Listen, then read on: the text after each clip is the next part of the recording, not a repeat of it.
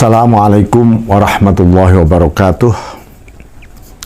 Mari kita awali dengan membaca Ummul Kitab lillahi ta'ala. Al-Fatihah. A'udzubillahi minasyaitonir rajim. Bismillahirrahmanirrahim. Alhamdulillahi rabbil alamin arrahmanir rahim maliki yaumiddin. Iyyaka na'budu wa iyyaka nasta'in ihdinas siratal mustaqim siratal ladzina an'amta 'alaihim ghairil maghdubi 'alaihim waladdallin. Amin. Bismillahirrahmanirrahim. Kita memasuki satu hikmah. Ini bab mengenai ta'alluqul himmah billah. Bagaimana keterkaitan hasrat manusia ya dengan Allah Subhanahu wa taala dan sebuah karakteristik yang menggambarkan bagaimana suasana fana dan suasana baqo di sini. Bismillahirrahmanirrahim.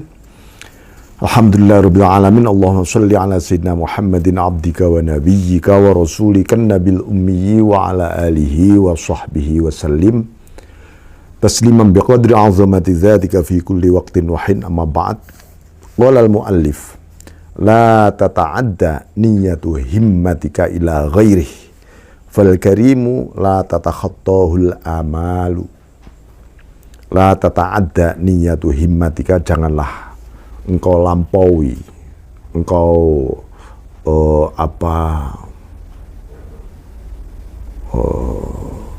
engkau arahkan niatmu itu, niat hasratmu itu ila ghairihi, kepada selain Allah.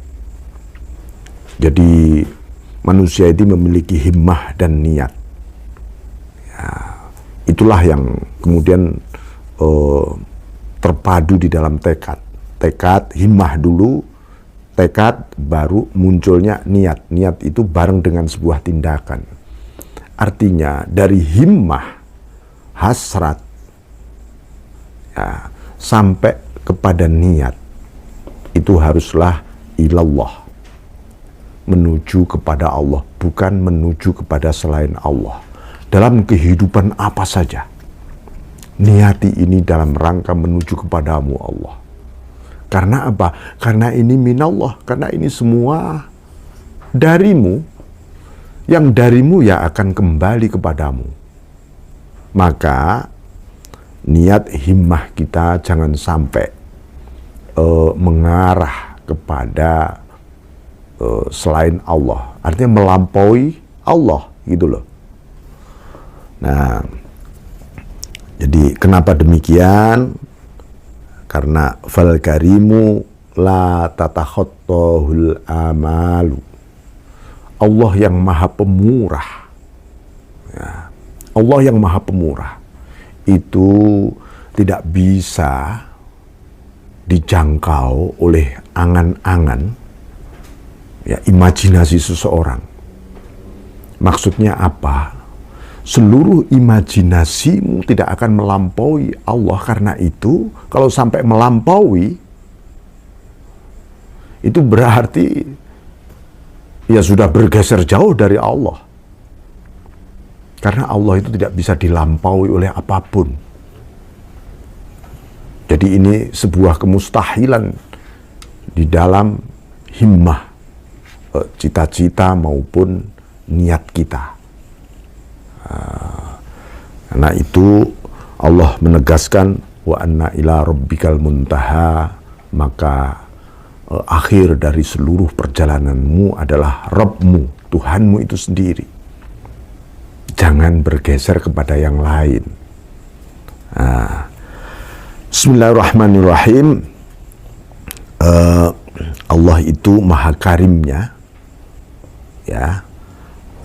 Al-Karim, maha murahnya itu baik dari segi zat, sifat maupun tindakannya, ya.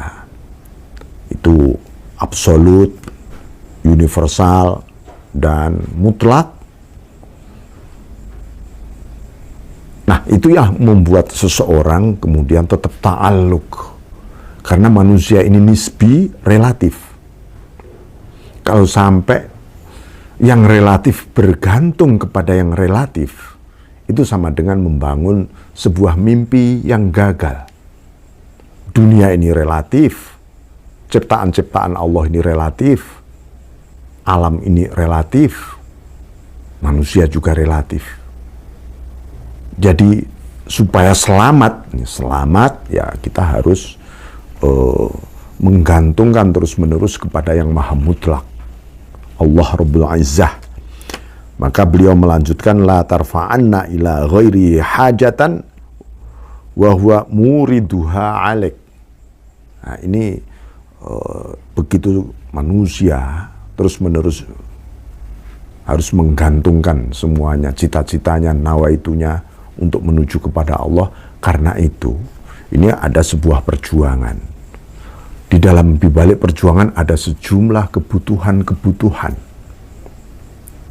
Di balik seluruh kebutuhan yang ada di dalam diri kita ini hanyalah untuk menegaskan, hai manusia, ya ayyuhan nas, antumul fuqara ilallah. Kamu ini fakir, manusia. Kamu ini butuh banget kepada Allah. Butuh dalam segala-galanya, baik lahir maupun batin. Setiap manusia, satu, mulai tidak menyadari bahwa dia butuh, maka dia sedang melesat dari orbit kehambaannya. Atau dia mulai bergeser tujuan dan arah ataupun ketergantungannya kepada selain Allah. Dia mulai memasuki wilayah-wilayah yang gelap sebenarnya. Nah, maka beliau mengingatkan dengan sebuah pencerahan yang luar biasa, la tarfa'anna ila ghairihi hajatan wa muriduha alaik. Jadi janganlah Anda ini melaporkan, ya, mengajukan, memproposalkan gitu loh ya, seluruh hajat-hajat Anda kepada selain Allah. Kenapa?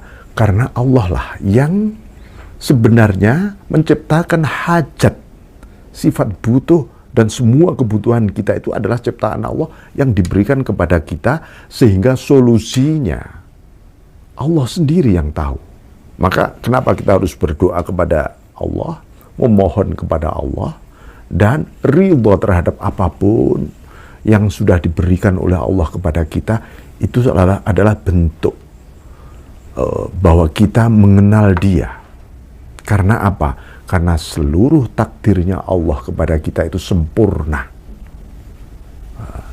Kita yang tidak sempurna, yang serba kurang, yang serba fakir, yang serba hina, yang serba relatif ini, lalu memandang kehendak-kehendak sempurnanya Allah itu tiba-tiba tampak tidak sempurna. Itu karena apa? Karena kita mencoba membandingkan dengan selera-selera kita. Gara-gara begitu lalu kita mencoba membatasi Allah. Coba, Allah yang maha mutlak, yang maha murah kita batasi. Seakan-akan Allah itu tidak murah kepada Anda, tidak dermawan betul kepada Anda. Nah itu, lalu mulailah syukur kita kurang. Berakhir apa? Husnudzon kita kurang, lalu kita mencurigai Allah. Ini bahaya besar. Itu pasti ada pesta setan di sana ketika kita mulai mencurigai Allah itu. Bismillahirrahmanirrahim. Jadi nah,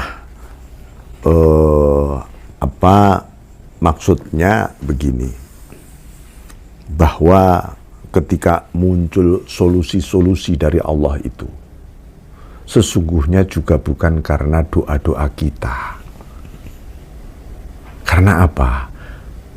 Nah, ini, kalau Allah ingin memberikan jalan keluar kepada hambanya, memberi solusi kepada hambanya, maka si hamba pun ditakdirkan untuk menyadari rasa butuhnya kepada Allah dengan dimunculkan berbagai persoalan tadi. Nah, itu. Bismillahirrahmanirrahim. Maka fa kaifa yarfa'u ghairuhu makana huwa lahu wadi'an. Nah, kalau kita menyadari ya bahwa sesungguhnya kebutuhan-kebutuhan itu datangnya dari Allah, rasa butuh itu diberikan kepada kita, bagaimana selain Allah ya, selain Allah bisa menyelesaikan masalah kita. Ya, manusia ini kan kalau diteliti secara psikologis, psikografiknya, ketika ada masalah dianggap yang bisa menyelesaikan adalah sahabat, saudara, mitra, bos, alam. Padahal semua itu tadi, ya, semua itu tadi, makhluk-makhluk itu tadi, ya, bergantung semua kepada Tuhan, kepada Allah. Bagaimana bisa menyelesaikan masalah Anda? Maka huwa lahu wadi'an, di mana mereka itu sendiri bukan yang memberi masalah. Bagaimana bisa menyelesaikan? Itu artinya manusia sesungguhnya tidak tahu masalah yang sebenarnya itu apa. Kita hanya membuat perkiraan saja, oh ini masalahnya, itu hanya perkiraan kita saja. Masalah yang sesungguhnya yang diberikan oleh Allah, dan apa hikmah di balik masalah, Allah yang tahu. Nah, karena itu ya Allah memiliki sifat mulia, sifat maha kaya, maha cukup, maha kuasa, ya. Sementara yang lain selain Allah ini, maksudnya makhluk ini, nggak lebih dari sifat hina, lemah, fakir, tak berdaya. Maka kita diingatkan, la haula wa la quwwata illa billah. Seluruh makhluk selain Allah, la haula, nggak memiliki daya secara batiniah, baik ilmu, amal, makom, prestasi rohani, kehebatan-kehebatan, tetap tak berdaya. Wala quwata, tidak memiliki kekuatan secara lahiriah. Zahir batin tidak. Bagaimana bisa menyelesaikan masalahnya sendiri saja nggak bisa, apalagi menyelesaikan masalah orang lain. Illa billah, tetap Allah. Nah, maka beliau menegaskan, man la yastati'u ayyarfa'a hajatan an nafsihi, siapa yang tidak mampu menyelesaikan hajat dirinya. Orang kalau merasa bisa menyelesaikan persoalan hidupnya oleh dirinya sendiri, itu bentuk hijab sebenarnya. Dia sedang terhijab, lalu tiba-tiba munculnya adalah wastakbaro, seperti iblis. Dia merasa sombong karena keakuannya. Aku bisa ini, mampu ini, aku hebat ini, asal usulku begini. Ya. Fakaifa yastati'u ayyakuna laha an ghairihi rafi'an, bagaimana dia bisa menyelesaikan masalah orang lain. Maka inilah sebagian sufi mengatakan istighatsatul makhluk kastighatsatil masjun bil masjun. Meminta pertolongan kepada sesama makhluk, menggantungkan nasibnya ini kepada sesama makhluk, itu sama dengan orang di penjara minta pertolongan sesama orang yang di penjara. Itu ya, jadi ini orang sedang tenggelam, nggak bisa berenang, sahabatnya juga tenggelam, nggak bisa berenang, mustahil bisa menolong, malah akan semakin tenggelam. Itu, ini gambaran Makanya Syekh Abdul Hasan Asy-Syadzili radhiyallahu an mengatakan begini, ya istu min nafsi li nafsi, aku rasanya putus asa, ya aku selalu putus asa kalau merasa diriku bisa memberi manfaat pada diriku. Ya, seluruh kebajikan, anugerah, pertolongan, semuanya dari Allah, bukan dari diri kita. Loh, kok aku bisa menolong orang lain ya? Kok ada perintah tolong menolong ya kepada sesama? Ini bagaimana? Kalau Allah ingin menolong hambanya, kalau Allah ingin menolong Anda, maka Anda ditakdirkan menolong orang lain. Itu dari Allah. Anugerah, kompetensi, bisa menolong itu dari Allah.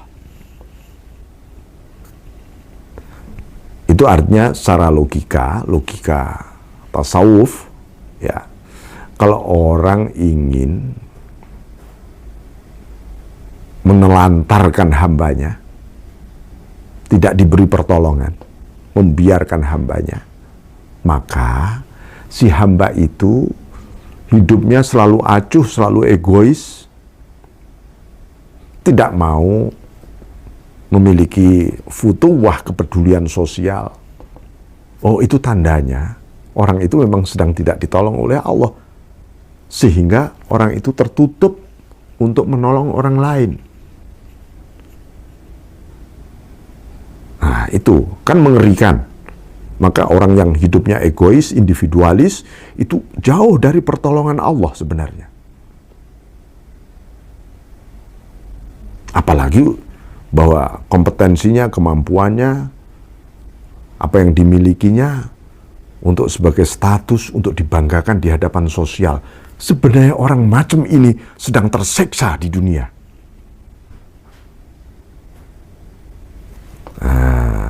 Bismillahirrahmanirrahim. Nah, jadi kita kembali untuk al-iktifa billah. Kata beliau tadi, fa kaifa la ayas min naf'i ghairi laha. Bagaimana aku tidak tambah putus asa untuk memberi manfaat kepada yang lain. Untuk diriku saja nggak mampu. Wa rajautullaha li ghairi. Akhirnya aku berharap kepada Allah untuk selain Allah. Maksudnya, harapan bisa menolong itu harus kita gantungkan kepada Allah. Bersamamu ya Allah, aku ingin menolong si A, si B, si C, harus begitu. Nanti kalau tidak bersamamu, aku menolong ini, lalu yang muncul adalah kebanggaan. Nih gue dermawan ini, gue penolong ini.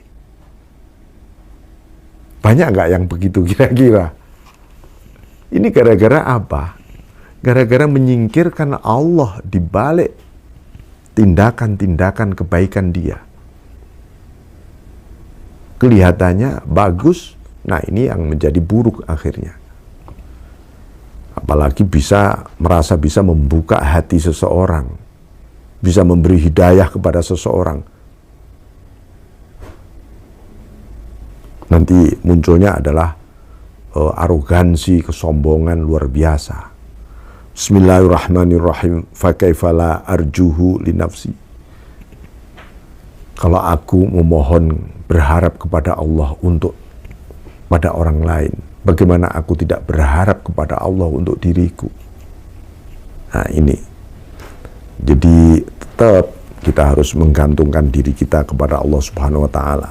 Maka ini dilanjutkan ilam tuhsin dhannaka bihi li ajli wasfihi fahasin dhannaka bihi li wujudi muamalatihi ma'ak.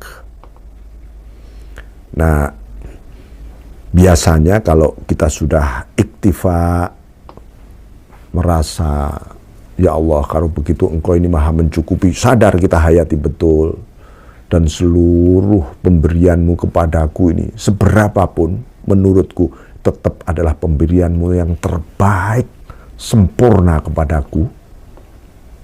Tiba-tiba, dan Allah itu kan maha jamil, maha indah. Karena itu ketika memberi tidak akan lepas dari keindahan pemberiannya. Nah, ini penting ya. Nah, tapi kadang-kadang seseorang itu untuk seperti itu mengalami kesulitan. Aku untuk husnudzon kepada takdirnya Allah kok sulit ya. Gimana ya supaya aku tetap menggantungkan seluruh hidupku ini padamu Allah. Maka beliau mengingatkan tadi, kalau kamu tidak bisa husnudzon kepada Allah, berbaik sangka kepada Allah, karena Anda belum mampu memandang sifat sempurnanya Allah di balik takdir-takdirnya Allah. Terus gimana? Ya fahasin dzannaka, tetaplah husnudzon kepada Allah. Li ajli wujudi muamalatihi ma'ak. Bahwa Allah masih berinteraksi dalam kerjasama dengan kamu. Bentuknya apa?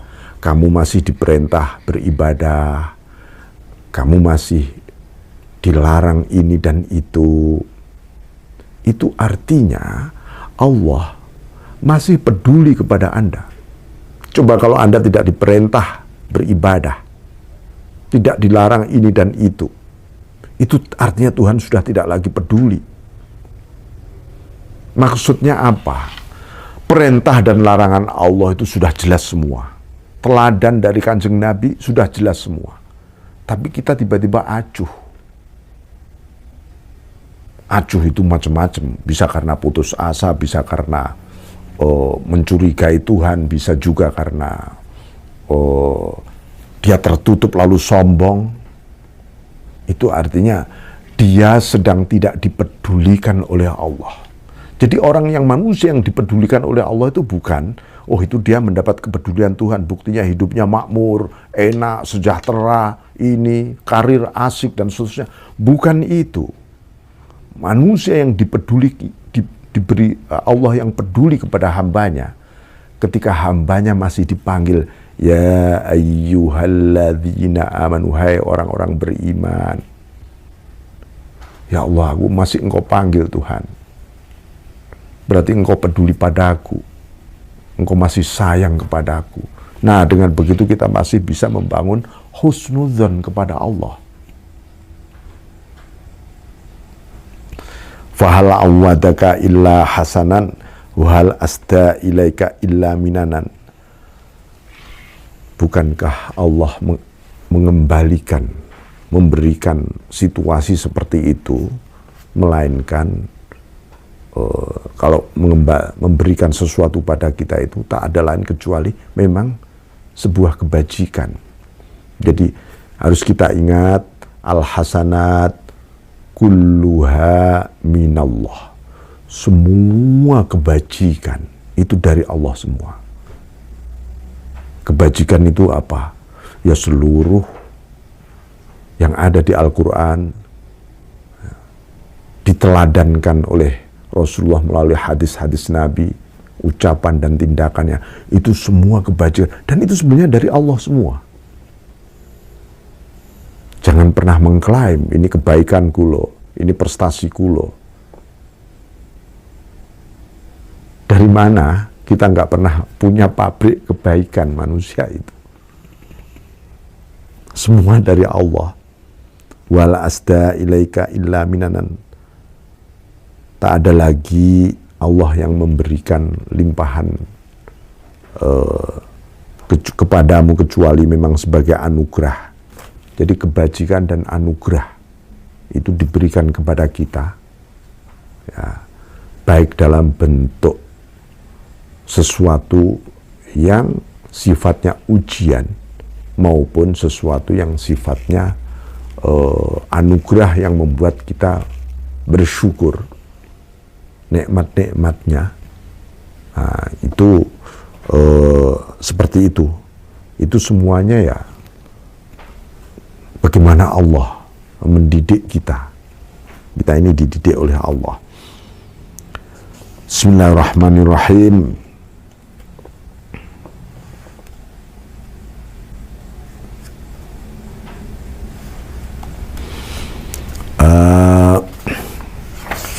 Suatu ketika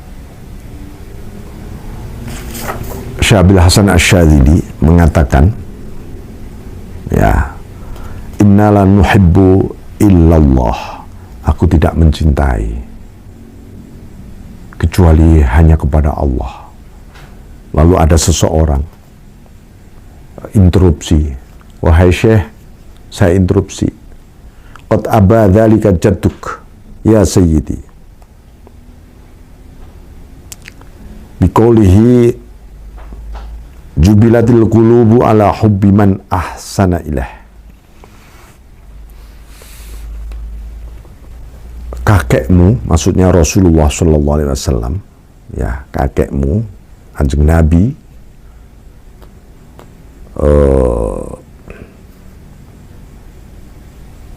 telah mengabaikan itu semua, wahai tuanku, dengan ucapan Kanjeng Nabi, jubilatil qulub ala hubbi man ahsana ilaih. Hati ini diberi sebuah karakter untuk mencintai orang yang berbuat baik kepadanya. Gimana ini? Faqala inna la nara muhsinan illallah ta'ala wa la nuhibbu siwah. Syabil Hasan Asy-Syadzili menjawab, sesungguhnya kami tidak memandang sang pemberi kebajikan itu kecuali adalah Allah Ta'ala. Jadi kalau aku berbuat baik kepada orang lain, bukan aku, tetapi itu dari Allah. Al-Muhsin huwallah. Wala nuhibbu siwah, dan aku tidak mencintai selain Dia. Ini mari kita praktekkan dalam keseharian. Ketika Anda merasakan mendapat kebajikan, berbuat baik atau berbuat baik, ya harus langsung syukur kepada sang pemberi kebajikan. Dapat nikmat, pandanglah sang pemberi nikmat. Jangan wujud nikmatnya, jangan wujud kebaikannya yang Anda lihat. Cepat kembali kepada Allah, Dia yang memberi. Di hati Anda harus seperti itu. Lesan Anda mengucapkan terima kasih Pak, terima kasih Bu, Mas, kawan, dan seterusnya. Itu soal interaksi alam zahir, alam nyata, memang begitu. Alam batin kita, ya Allah ini darimu. Anda terima gaji, ya Allah ini darimu rizki ini. Rasio kita mengatakan, terima kasih Pak, engkau menggaji pekerjaan saya. Itu soal rasio. Hati, ini darimu Allah. Aku hanya memandangmu. Karena kebajikan itu ya darimu. Ya. Bismillahirrahmanirrahim. Nah, ini soal husnudzon kepada Allah. Ini penting karena husnudzon kepada Allah itu awal kebahagiaan. Ya. Orang kalau husnudzon kepada Allah hidupnya penuh dengan kerelaan, ridho. Orang yang ridho kepada Allah dan apa yang datang dari Allah, maka hidupnya pasti tenang dan tentram. Dan itu yang disebut bahagia. Menumbuhkan kebahagiaan. Padahal bahagia kan Anda cari kemana saja nggak bisa. Bahagia itu akibat, bukan sebab. Ya, bukan sebab bahagia itu, akibat dari husnudzon dan ridho Anda kepada Allah, kerelaan terhadap takdir-takdirnya yang kita respon dengan husnudzon. Maka ada orang husnudzon kepada Allah itu liajli wasfih, karena sifat sempurnanya Allah, dia ridho apa saja. Ada juga baru dia itu husnudzon kepada Allah ketika dia melihat ihsannya, kebaikannya Allah yang tampak. Ini level kedua. Ya, level kedua. Dia renung-renungkan semua, baru dia husnudzon pada Allah.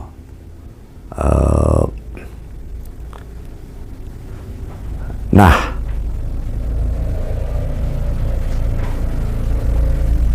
ada lagi yang lebih sempurna dari dua hal tadi. Dia mencintai Allah dan sekaligus husnudzon kepada Allah, melahirkan cinta sekaligus husnudzon kepada Allah. Fima terhadap apa? Terhadap Allah dan kebajikannya, dua-duanya dicintai. Jadi misalnya begini, surga itu kan kebajikan Allah kepada orang-orang beriman. Seseorang mencintai Allah, Sang Pencipta surga, juga mencintai surganya Allah, karena ini darimu ya Allah. Ini satu bentuk penghormatan dan penghargaan. Ketika Anda sholat, Anda mencintai yang Anda sembah, yaitu Allah, dan mencintai sholat tadi juga. Karena sholat itu adalah bentuk ciptaan Allah juga, sholat itu, karena itu amal ya dari Allah. Itu tandanya Anda sangat menghormati dan menghargai. Lahirlah husnudzon dan cinta. Nah, ini bentuk hal ya, perilaku ruhaniyah yang sempurna. Saya kira begitu ya, saudara-saudara sekalian. Al-Hikam kali ini, semoga kita tetap dalam lindungan inayahnya Allah Subhanahu wa Ta'ala, dan kita terus menerus tetap husnudzon dan ridha kepada Allah ya. Ridha yang apapun yang dari Allah, ridha terhadap semua perintah dan larangan Allah. Artinya kita penuh dengan ridha ketika menjauhi larangannya. Wal afu minkum wallahu muwaffiq ila aqwamit thoriq. Assalamualaikum warahmatullahi wabarakatuh.